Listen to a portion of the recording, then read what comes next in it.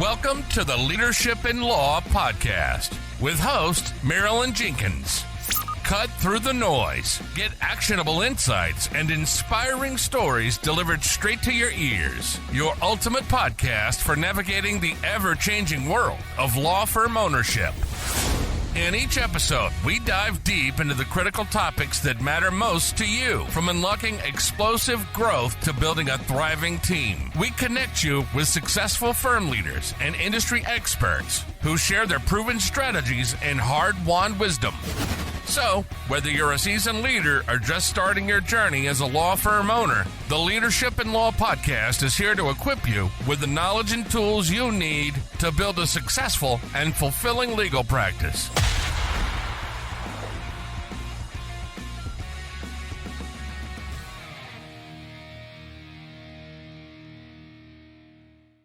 Welcome to another episode of the Leadership in Law podcast. I'm your host, Marilyn Jenkins. Please join me in welcoming my guest, Bo Royal, to the show today. Bo is a former Fortune 500 advertising agency executive turned law firm marketing expert. After holding leadership positions at eBay's Marketing Solutions division and scaling the online advertising revenues of a variety of well-known brands such as Calvin Klein, Bo pivoted to the world of legal marketing 7 years ago and never looked back. Today, Bo co-owns and operates Pareto Legal, a growth marketing agency positioned to help injury law firms add an extra 7 figures in cases to their pipeline via marketing strategy, conversion rate optimization, and analytics. I'm excited to have you here, Bo. Welcome. I'm excited to be here. Thank you, Marilyn. Absolutely. It looks like a very interesting background. Can you tell us a bit about your leadership journey? Sure. I think I was thrust into my first leadership role a little bit earlier than most. You mentioned I spent time at eBay's Marketing Solutions division. When I was in my mid-20s, I was promoted to a director of PPC position there. I was essentially the head of PPC for eBay Marketing Solutions, and I was responsible for a team of 15 people. And I'll be frank with you, I was not prepared for that role. Probably shouldn't have promoted me, but you know what? Through that challenge and adversity, it did really help shape me into the leader and manager I am today. I'm forever grateful for that opportunity. But yeah, it was not like, I feel like I skipped a level there. We had someone leave the company and I rose at the opportunity and I was able to just experience things, endure things that people in their mid-20s don't typically experience and endure, right? Like hiring and building a team, having to own performance management, create roles, create KPIs and metrics for the roles, have the one-on-one meetings. There's an art to that in and of itself. True. And then doing the tough things too, performance improvement plans, and if need be, terminating employees as well if they're not meeting certain performance criteria. So I think I was doing all that stuff by the time I was 26, 27. And again, it was a lot for a kid that age that had only been really working full-time for about 5 years. But it certainly gave me the thick skin that you really need to effectively lead and manage people. Exactly. Now, in that transition, obviously you were young and you were replacing someone. Were you given a coach or a mentor to help you through those types of things? No. Nope, sit in your pants. It was baptism by fire. I was just thrown into the ring and I tried to push for more resources, more support, but it was really at a rough time in the agency where they were not making money in other parts of the business. And essentially we had to do more with less. And it just, honestly, it became the reason that I became disillusioned with the big agency life and working in a big corporate role like that. And it's why I ultimately did a 180 and I ended up joining a law firm back in 2018 as their CMO. And it's funny because when I was leaving eBay, one of the executives pulled me into their office I think they were trying to help me and mentor me a little bit. And basically told me you're making a big mistake. You've been working with Fortune 500 clients the first 5-6 years of your career. You're in a director level role already at 26, 27. To do this, you're really shooting yourself in the foot. And I think from a corporate company man perspective, he was probably right. But It was hands down the best decision I ever made. And I want to be clear, I left eBay not because I was just over working for big clients and all of the politics and all that stuff. I wanted to work with companies that I could see the fruits of my labor. I wasn't a small cog in a big wheel. And I also needed to start rounding out my channel knowledge in other areas. Like I had done some SEO work in the past previous to my time at eBay. There was all these other channels and things people were doing in digital marketing that I wanted to start getting my hands dirty in. Moving into that CMO position at the law firm not only introduced me to a new industry, it introduced me to a whole new set of channels that I could start getting my hands dirty with. Great. So you actually expanded your horizons by leaving the big guys and doing it yourself. And the Correct. quality of life as well. It's funny, yes and no, because what ended up happening when I left eBay, two of my then clients approached me and said, would you like to freelance for us? So that's when the entrepreneurial light bulb flicked on. And I was like, oh my gosh, I'm good enough at doing this. I can just do this myself. I don't need to work in an agency. So while I was working at the law firm and gaining these on the job skills, I started building my own book of business and started having direct client relationships and helping them with their digital marketing. And I want to be clear, I was completely transparent with my boss at the time at the law firm and saying, hey, this is my primary focus, but like when I'm done your work for the day, I want to focus on building my own book. And he was super supportive. But it's funny because you said like the work-life balance or having a little bit more sanity in my day.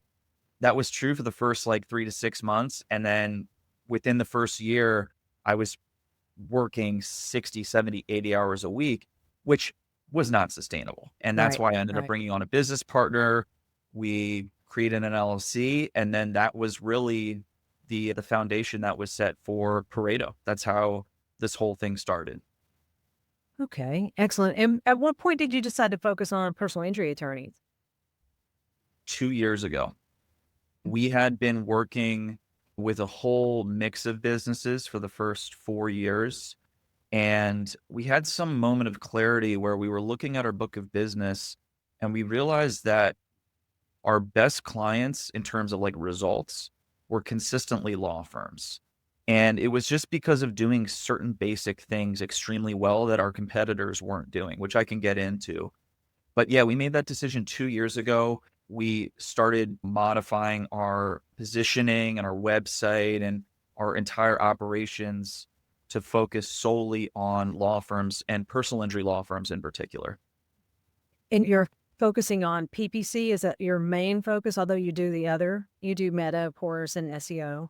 We do, yeah. Our superpower, we like to say, is digital advertising, conversion rate optimization, and analytics, that trifecta. We also offer SEO services. We do email marketing. We can do social media marketing as well. But our go-to-market, our sweet spot is digital advertising, which encompasses pay-per-click, paid social display, video, so on and so forth. Okay, excellent. I know PPC is very important for a lot of law firms. What makes PPC marketing different for PIs compared to other industry? It's incredibly expensive. It's incredibly competitive.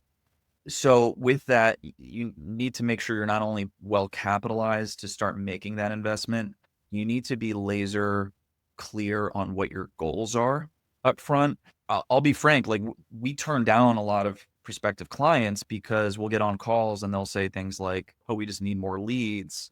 But then we peel back the curtain a little bit and we start asking questions like, how many cases do you need? What's your ideal client acquisition cost? Talk to me about how you're set up from an intake perspective. Tell me about your data infrastructure. Are you tracking these things? And within a few minutes, we can quickly determine whether or not we're going to be a good fit.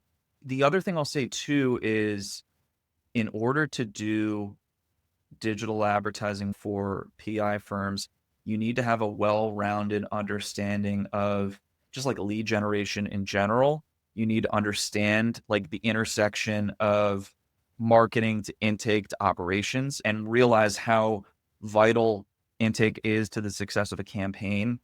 And then you also need to be, I alluded to this, you need to be willing to get your hands dirty with data and make sure that you set up the infrastructure such that it allows you to look back a day, a week, a month, a year later and look at your case pipeline and say, of the 100 cases I've opened, 50 of them came from paid per click. And that's all easier said than done. There's a lot of technical work that needs to happen in order to have that closed loop attribution. So those are like the two, I think, big things. Is on one hand, it's incredibly expensive. So if you're not well capitalized, you're not going to be able to play in that sandbox. And then two, you need to have a lot of knowledge and have to have done a lot of upfront work to make sure that, any incremental leads you're driving through pay-per-click, you're not going to let them fall through the cracks. And that's where a lot happens, is the falling through the cracks. Yeah. Do you find that you determine whether a client's going to be a good client or not, depending on if they'll do the follow-up? Because I'm finding that some clients want to be handed checks and not actually do any follow-up calls or texts or anything. Yes. So we actually start all of our engagements with an assessment. It's actually the precursor to becoming a longer term client. We do what's called our Pareto score assessment, where we will actually look at the law firm holistically. And think of it like partly like a advertising readiness audit, right? Where we're actually coming in and asking some important questions about goals, intake, positioning, timelines, expectations, so on and so forth. And with that assessment, we will find a lot of opportunities for improvement with intake specifically. And it's funny that I'm talking about that because people try to put my agency in that like PPC and advertising box. They're like, oh yeah, you just do, why are you talking to me about intake? You just do PPC, you just do digital advertising. And it's like, there is no way for us to decouple intake from the work we're doing. Because if you're holding us accountable to case acquisition targets, which by the way, you should be, we need to be pushing you to ensure that you are handling every lead properly, that you have the right qualification criteria in place, that you've built a team that's actually doing this and you're not relying on yourself or other attorneys to be picking up the phone on nights and weekends or what have you.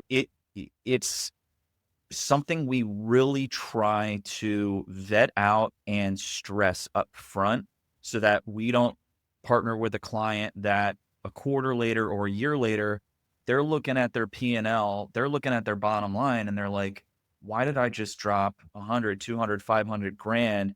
I'm not seeing anything on the back end. I'm not seeing cases come through. Well, that's because those conversations didn't happen up front, right? So we really try to make sure that we're talking about that not only on the first call, but we're talking about that when we do our assessments and we're talking about that before we even deliver a scope of work. Excellent. And do you help with the training of the intake? Because that's one of the things that we've found that's been extremely helpful. We can either help with the training or set up a call center to handle the leads and that sort of thing to the ones that just don't have it in place. The short answer is yes, but not in the sense where we're hopping on a call with each intake agent and coaching them. Where we're really adding value is in the tracking and the reporting, right? So we always like to say what gets measured gets managed, right? So we will help law firms track the right things in regards to their intake, speed to lead, qualified conversion rate by intake agent, by marketing source, so on and so forth. And just by having that clarity and knowing what's actually happening within your intake system, it will result in better decision-making and better actions. If you can see that the intake agent John has a 50% lower qualified conversion rate versus all of the other intake agents, that's a pretty clear signal that some coaching needs to be had there or something needs to be addressed. I think our value comes in the clarity we provide in our reporting, but we're not like jumping on calls and saying, hey, you need to deploy more empathy during the intro, or you need to call out more value propositions, or you need to qualify the leads faster and get off the phone if it's not qualified. Things of that nature, we're typically not doing very much of. Yeah. Yeah. I think it's just making sure that they do the follow-up calls, that sort of thing. With AI and automations and stuff, how do you see Google Ads as evolving when you're looking at the future of the PPC? I've gotten to witness this over the last 15 years. It's evolved Completely. If you were still on to PPC tactics of 2010, you would be left in the dust by now, right? So much of the platform has become automated and reliant on AI, whether it's for targeting purposes, budgeting, bidding purposes, so on and so forth. And I just think the future is going to be a continuation and extrapolation of that. More specifically, I think more and more control will be removed from the advertisers. And it's going to put even more onus on the advertisers to make sure that their data is very clean. And the reason I say that is because we talk a lot about this with our clients. Google, Meta, all these advertising platforms are so powered by AI now that Mhm. the quality of the campaign performance is reliant on the quality of the data that you feed back into it. Now, let me be more precise. We audit so many Google Ads accounts for law firms, and one of the first things we look at is, what are they considering a conversion? What are they considering a lead, right? And we'll look under the hood, and the common three are phone calls, form submits, live chats, right? That's just the Right. common trifecta. But the reality is those aren't the best data signals for Google, because in that you're going to get people, maybe you might get existing clients that are typing in your firm name, clicking on an ad, and then calling in, right? So you just gave not the best data signal to Google. You basically just trained them to target your ads to more current clients, right? Or maybe even worse, you might be tracking phone calls under 2 minutes and factoring in that to your conversion number, right? And so maybe it's Right. a prank caller, or maybe it's a judge calling for a quick update on a case, or a doctor's office, or people that aren't even clients, right? The reason I bring that up is because one of the most common optimizations that we'll do with a new client is only track phone calls that are at least 2 minutes, right? That's just such a simple little addition or tweak you can make to your campaigns.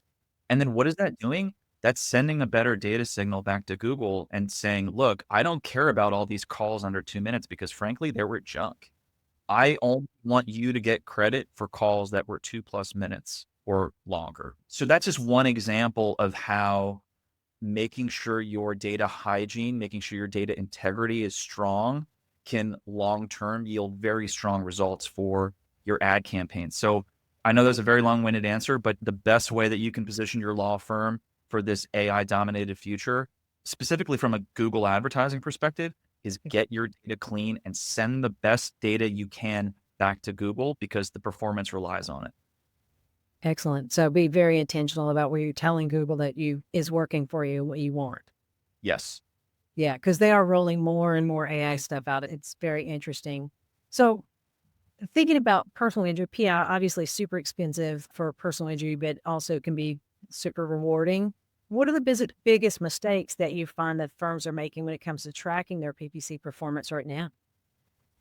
It's a really good question. For one, they are not logging all of their leads somewhere. So if your intake team is still using their inbox, they're still using Outlook or Gmail to capture all the leads, that's a recipe for disaster. You're putting way too much trust in your intake people. So every single lead that comes through needs to be logged somewhere. Even if it's a junk lead, it needs to be logged somewhere, so that what was done with it, that's like Right. square one.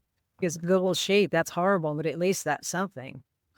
Exactly. At least it's something, right? But I would tell any law firm listening, if you're still using your inbox as your lead management system, you need to do some work now.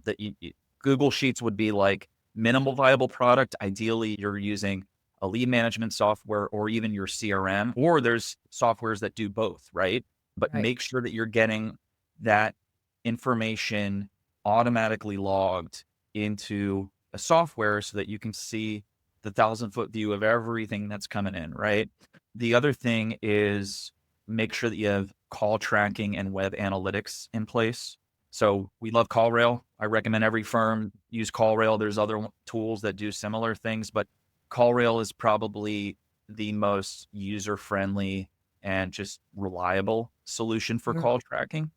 And that call tracking needs to be done across pretty much all of your marketing assets, right? Like, it not only needs to be added to your ad campaigns, it needs to be added to your Google business profile, it needs to be added to your social media profiles, it needs to be incorporate it in your website. And there's something really cool in CallRail called dynamic number insertion that basically rotates a pool of numbers and enables CallRail to attribute a phone call back to a marketing source or a marketing campaign or even a keyword, right? So getting the data is so paramount to your long-term success, right? I know I'm a broken record on that, but it's the truth. So CallRail is really important. And then in terms of web analytics, Google Analytics 4, it's free. It is like the most industry-wide or adopted platform for web analytics, knowing where your website traffic is coming from by geography or by marketing source. That's an invaluable tool.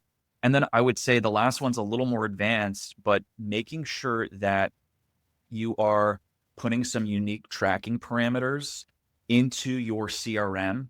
So I'll give an example. If someone clicked on a Google ad and let's say that it turned into a lead and then that lead turned into a case, you want to make sure that either a UTM parameter is what it's called or a Google Click ID is automatically pasted into the case matter. So that way, when the case settles in a year or 3 years or 5 years, you can attribute that revenue back to the marketing campaign, right? And if you don't do that, what's going to end up happening is you're going to end up pulling the wrong lever one day and wondering, oh my goodness, why did my pipeline just start drying up? Why did I stop generating cases? Yeah, I know it's a lot of the same things I'm saying, but this is why getting the data infrastructure and making sure that your data is reliable and accurate is so paramount to your marketing success. I know you say you keep repeating yourself, and you do, but at the same time, it's super important. It was super hard to get the tracking in place to make sure it was working correctly. Now we have many more options. And it is important to know so that you don't kill the good ad, the ad that's actually working, especially if you got this data over a long period of time and one is working really well. Keep track of that. Now, when you talk about CallRail, I absolutely agree, having a different number on different things. Two questions on that. Do you list your CallRail number as the second number on your Google business profile so that your NAP across the internet stays the same with your main front office number?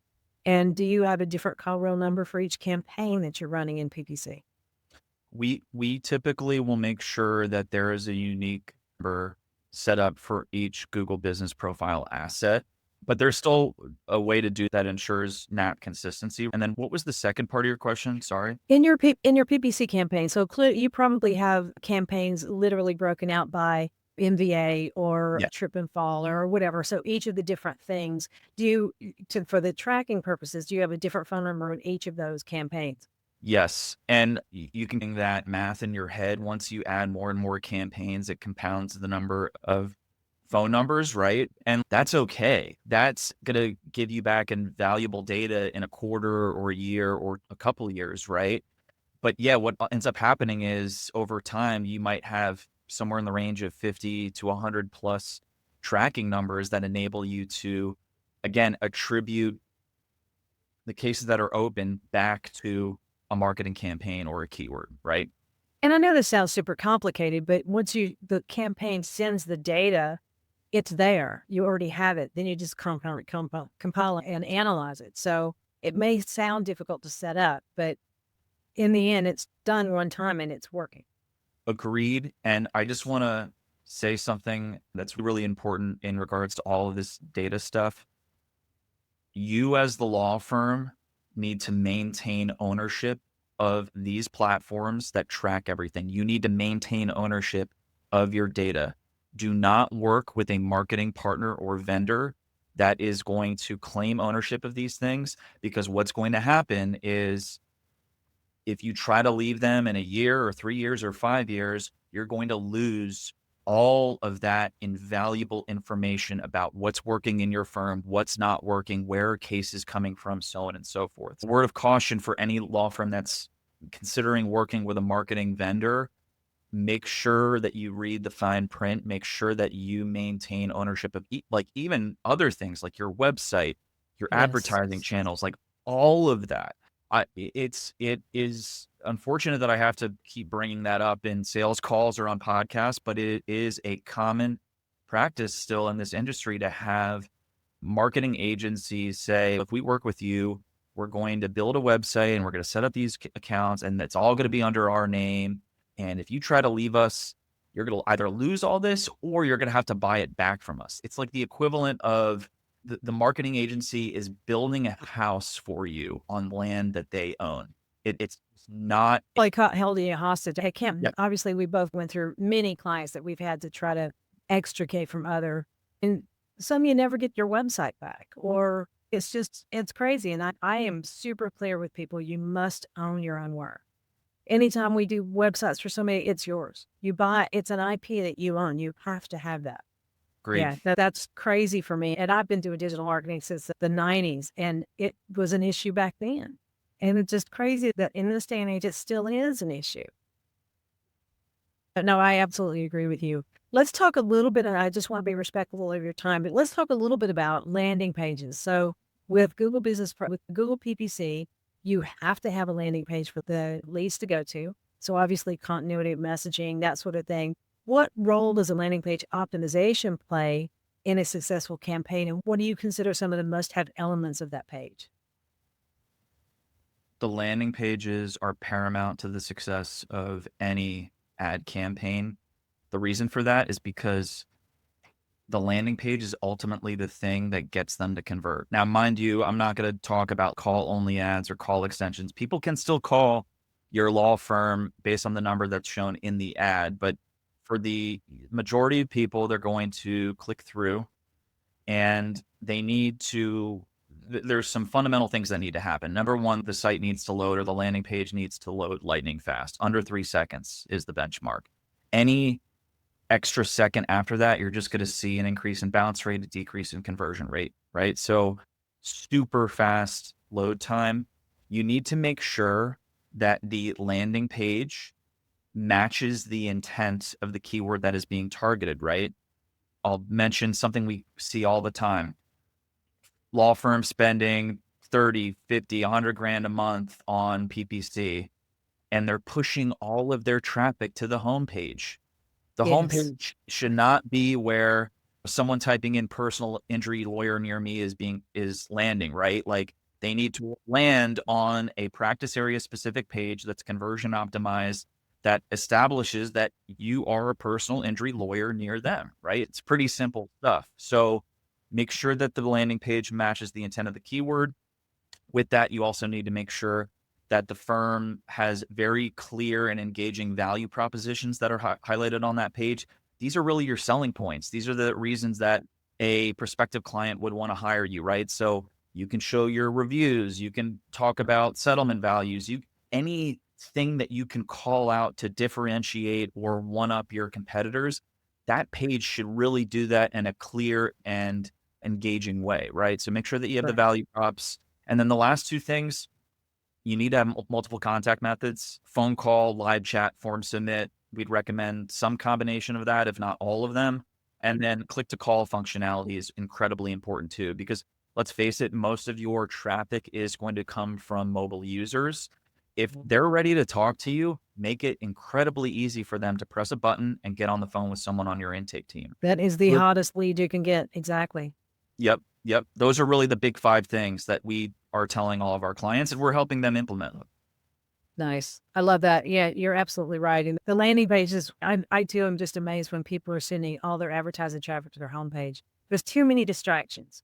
If what he said is not clear, there's too many distractions on your homepage. A landing page has one job: contact us or go away. That's it. We want it to produce a lead. Depending on the keyword intent, right? Like we do also run ad campaigns that are not going to go after solution aware traffic or bottom of funnel traffic. Maybe we're going to target some keywords that are more informational, like what to do after a car accident, right? So that might be someone further up in the Are funnel. you doing like a lead magnet type thing for that? Lead magnet, or it could just be a means to bolster like a retargeting audience, right? Just to get them Nice. into your funnel and then start hitting them on Meta or TikTok, so on and so forth, right? But in that example, push them on a page that answers what to do after a car accident, right? Don't force them onto that like conversion optimized practice area page that I just mentioned. Let the page answer the question that is being asked, or let it match the intent of the searcher. I like smile and laugh about it because it is made to be so complicated by people sometimes. It really is that simple. Make sure that the ad matches the intent of the keyword and make sure that the landing page matches the intent of the keyword. If you have that perfect triangle of alignment in terms of the intent, you're going to get better click-through rate on your ads. You're going to get actually a lower cost per click because Google incentivizes advertisers to provide the most quality user experiences, right? Because they want more and more people to click on the ads. That's their whole business model. And then they're going to land on a page that matches the intent. And guess what? They're going to call you at a higher rate. If someone types in car accident attorney, Philadelphia, PA, and you land them on a page that establishes you are a car accident attorney in Philadelphia, PA, right? Yeah. So what we're saying is, depending on the intent of the campaign, you can have multiple landing pages, but one focuses on that message. I love that. And that is so true. Again, don't send traffic to your own page. So I really appreciate your time today. What if anyone is listening, what's the one takeaway you'd like for them to take away from this episode? Get your data in order. Don't sleep on your data. It's not only going to improve the performance of your marketing, it's going to cascade into your operations. And with AI and more AI adoption coming, AI is going to rely on that data to help you as the law firm owner or operator execute on better decisions, make better decisions, gain insights, so on and so forth. The way I think about it is like you're taking things from the real world and you're digitizing them so that AI can help with it, right? And so start tracking. Like that really is square one. Start tracking things. And it's amazing. I'll talk to prospective law firm clients and on an intro sales call, and I'll ask basic questions like, what is your conversion rate on qualified leads? And I'll get a blank stare. What do you mean? What's qualified lead? And I'm like, yeah, that's a good question. What is a qualified lead at your law firm? And clearly they're not tracking these things, right? So much can be gained from just starting to track this information. It's only going to make you more potent as an owner operator. So that would be the big thing. Just get your data in order. Fantastic. I love this. This has been a great conversation. Bo, I know my listeners they may reach out to you, connect with you. Where can they connect with people to learn more? Yeah, check us out, legal.paretopppc.com. I also run my own podcast, the Pareto Legal Podcast. You can just look us up on YouTube. But yeah, I'm always happy to talk shop and see if we can help with all things digital advertising. Awesome. Make sure we have all that in the show notes. And again, this has been a great conversation, Bo. I really appreciate your time today. Thank you for having me on, Marilyn. Really appreciate it. Absolutely. Thanks for joining me today for this episode. As we wrap up, I'd love for you to do two things. First, subscribe to this podcast so you don't miss an episode. And if you find value here, I'd love it if you would rate it and review it. That really does make a difference in helping other people to discover this podcast. Second, you can connect with me on LinkedIn to keep up with what I'm currently learning and thinking about. And if you're ready to take the next step with a digital strategist to help you grow your law firm, I'd be honored to help you. Just go to lawmarketingzone.com to book a call with me. Stay tuned for our next episode next week. Until then, as always, thanks for listening to Leadership in Law Podcast, and be sure to subscribe wherever you listen to podcasts so you don't miss the next episode.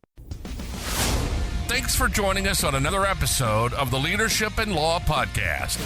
Remember, you're not alone on this journey. There's a whole community of law firm owners out there facing similar challenges and striving for the same success. Head over to our website at lawmarketingzone.com. From there, connect with other listeners, access valuable resources, and stay up to date on the latest episodes. Don't forget to subscribe and leave us a review on your favorite podcast platform. Until next time, keep leading with vision and keep growing your firm.